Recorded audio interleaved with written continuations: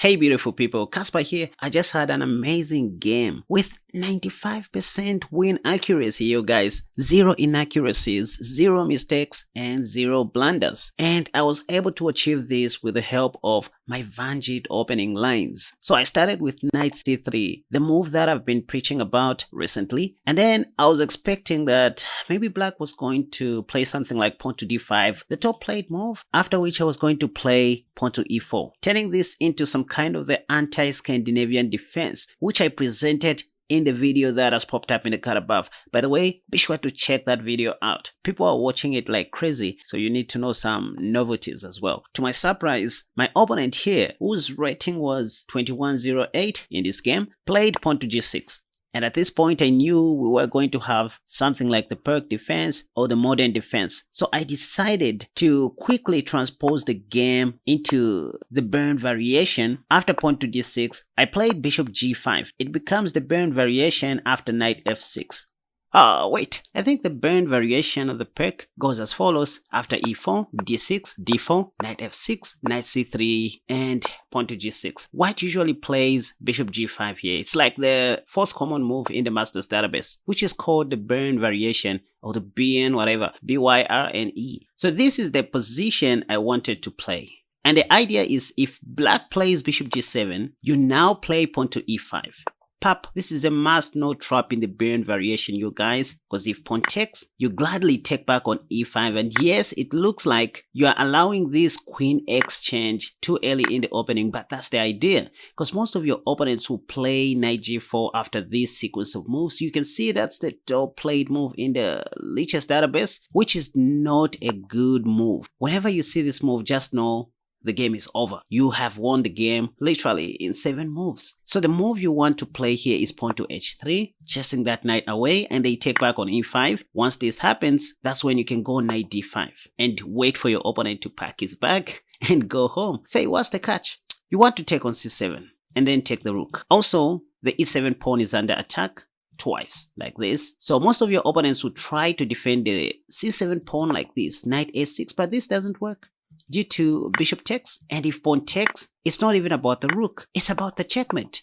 Pap. So this is a must not trap that I wanted to show you guys, and this is what I was planning against my 2108 rated opponent. Instead of knight a6 to stop knight c7 check, some black players prefer to castle short, but once again you can just take on c7, because what else? You don't want to take on e7, because maybe black is going to rescue his rook, whatever. But the main line here is knight takes c7, and after something like knight b c6, this is what they play, trying to rescue their rook. This is when you take that, and then say after bishop f5, developing a minor piece and also counter-attacking your knight, or you just want to save your knight. You better lose your c2 pawn than a bigger piece. Anyways, after this, just play rook d2, attacking the bishop. Knight b4 doesn't make sense due to a3, so they play bishop back to f5, after which you can now go knight d5. You want to take here, right? Then if pawn to e6, you just simplify the game, knight check, and then you trade off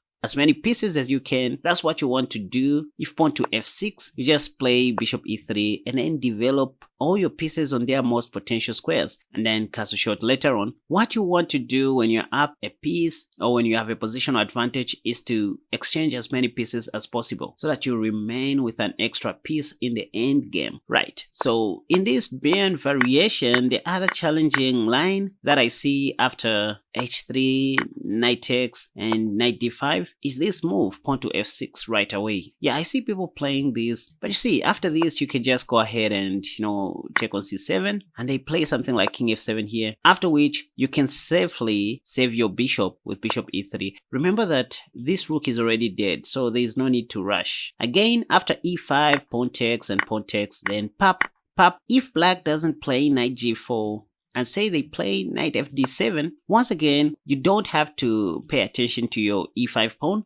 Just go ahead and play knight d5. As always, you want to win the rook, right? And here you won't see them playing knight s6, since they can defend their c7 pawn with this bishop after bishop takes c5. I mean, the pawn is well defended, so just continue attacking. Play knight f3. You want to get rid of this bishop, right? If your opponent prepared this line using stockfish, they are going to spot the move pawn to e6, applying the rule offense is the best defense. Or even after pawn to e6, just go ahead and take the bishop, so that after pawn takes, you can oversimplify the game like this, and then walk away with a pawn. If I'm not mistaken, material is equal, but you have a bishop pair and a better pawn structure. Whatever. So if your trap doesn't work, just go for normal simplification and play normal chess. But if they don't find this stockfish move pawn to e6, you will see them playing the top played move bishop d6, which is kind of a mistake because this gives back a tempo. You can now freely take a free pawn on e7. Not really free because material is now equal, so you were just getting back your pawn. After bishop takes, now you take on c7 and you're going to be up an exchange. It doesn't matter what black does, you just take on a8, and maybe after b6 trying to trap your knight, you just go knight e5 since this is pinned. If bishop b7, by the way, you have knight takes f7 winning the other rook. So this is just how you can continue playing the BN variation of the Pirc defense, and this is what I was preparing against my opponent. So anyway, back to the game. My opponent didn't play knight f6 all of a sudden. After creating this setup, remember that I played bishop g5 waiting for knight f6 so that I could go pawn to e5, back to the BN variation, but my opponent played pawn to c5 and I was frustrated by this time because now I was on my own, and so I just took pop d takes c5. So now playing by experience, playing by intuition, and just making the right moves. It's not always about traps. I thought my opponent was going to take on c3, by the way, which I was very much prepared because I just wanted to remain with a bishop pair.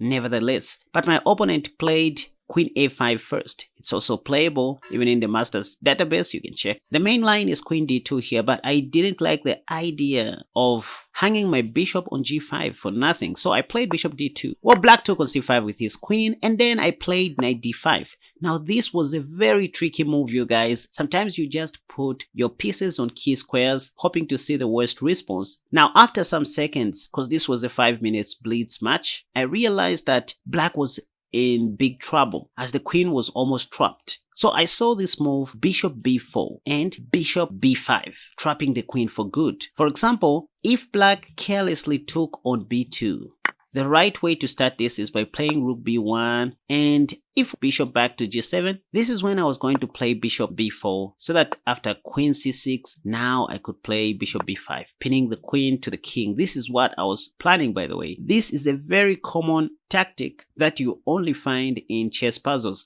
which is why we encourage you guys to solve as many puzzles as you can. Learn to, solve chess tactics and puzzles that will give you an edge. If queen takes, the idea is just to go knight c7 check, triple fork, and then win the queen on b5.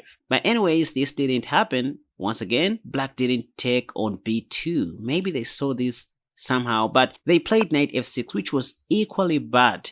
In fact, it was even worse because this blocked the possibility for black to play queen d4 in the near future, supported by the dark squared bishop. I played bishop b4 instantly, and then after queen c6. This is when I played the same idea, bishop b5, pinning the queen to the king. He tried knight takes d5, an in-between move, but instead of taking just yet, I played this in-between move, knight c7 check, because I know black can't take my knight, the queen is pinned to the king, and then I'm gonna take the rook. So after king d7, I just took with check. If king takes c7, I was going to take a free knight, so black took my bishop, and then I took the rook.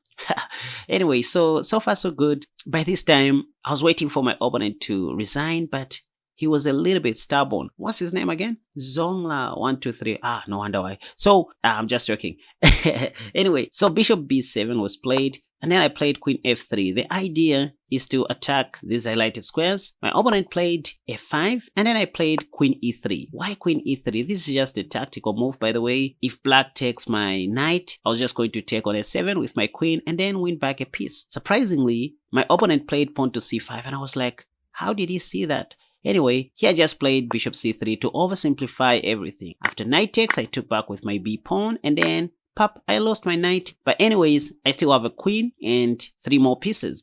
Knight f3, I played, my opponent played knight c6. And then guess what? You might be looking at this possible castle, but I castled long. Cause next I was planning to capture the c5 pawn since the d6 pawn was pinned to the king. h5 was played, and then I realized I don't even have to take, cause you know, queen takes c5 lacks continuity in my own opinion. After I take, what next? So I decided to play rook h e1, which at first sight looked like a blunder because of bishop h6. Nope, I always had knight g5. I saw all these, by the way. Knight g5 and maybe in the near future play pawn to h4. I wanted to keep my queen along this file, the e file, so that one day I might give a check on e6. And that's what ended up happening in the game. And then I realized I didn't even have to take on g6 just yet. I had an in-between move, queen takes d6. You see, when you're up a queen, you can literally do almost anything that looks great and it will make sense. Anyway, bishop h6 check. I feared if I played king b1, black was going to have more time organizing his pieces. So I played king d1, and then after pawn takes, I played queen f7 check. It looks like I just lost a piece, but no, this is coming with a simple strategy of relocating my rook to the queen side. And that's what happened in the game. Bishop f4 was played, and then I played rook b1 check. My opponent played king a6. By the way, if king a5, I had two moves in mind, this and queen b3. I think I would have played queen b3 in an effort to checkmate black. Anyway, he played king a6, and then this was a mating one, like this. So with this game, I made no inaccuracies, no mistakes, no blunders, and I played at 95% accuracy according to Stockfish. What was the difference? I think the difference between me and my opponent was in tactics. I seemed to be more sharper in terms of tactics, I guess, and this is how we beat most players who are lower rated than us. The opening stage might be the same, you know, you will both know some ideas, but it all starts getting weird somewhere in the middle game. Yeah, I think it was Levy who said we are living in an era where everybody seems to know something in the opening stage. So if I'm playing against a super grandmaster or somebody like Hikaru, trust me, we'll play an equal game maybe in the first 10 opening moves. But the difference will start showing somewhere in the middle game when tactics come in, supported by Grandmaster Judith Polgar that chess is 99% tactics, which is why we advise you guys to solve a lot of chess puzzles and chess tactics. That's what is going to improve your tactical skills. So here is where the difference started showing. After it took on c5, my opponent played queen a5 and then bishop d2. It was at this point, after queen takes c5, when I started imagining things, when I started seeing certain moves that I believed my opponent wasn't going to find. So I started with knight d5. I'm not going to repeat stuff, you guys, you already know where I'm going to. So after this knight d5, this is when I started seeing all these moves in my mind. And I'm sure any advanced player was going to see these ideas somehow. In fact, I think the best move here was something like bishop e6. Yeah, black should have played bishop e6 so that queen c8 would have been possible. But anyway, he played knight f6, and this was the beginning of trouble because this allowed me to win a free queen right on move 9. And I don't mean to insult my opponent, by the way. I'm here to teach you guys. This is how most average players play their chess, losing a game of chess in the opening stage. So this is where the game technically ended due to a mismatch in tactics, and this was the idea in case you still don't know what is happening. Right. So this was all for today, you guys. Now, time for you to go and check out my new E5 defense course, which I have also linked in the comment section down below. And I'm glad to say, so far it has received a lot of attention and people are getting it like crazy. So it's an opening response that you try against White's E4 opening. You're going to learn how to play against the Scotch, the Ruy Lopez, the Bishop's opening, 3 Knights opening, the 4 Knights game, the Vienna game, even the Italian game. So it's the complete E5 defense course that I just launched with my team. You better go and check it out. Thank you so much for watching this video. Until next time, have a wonderful day. Bye bye.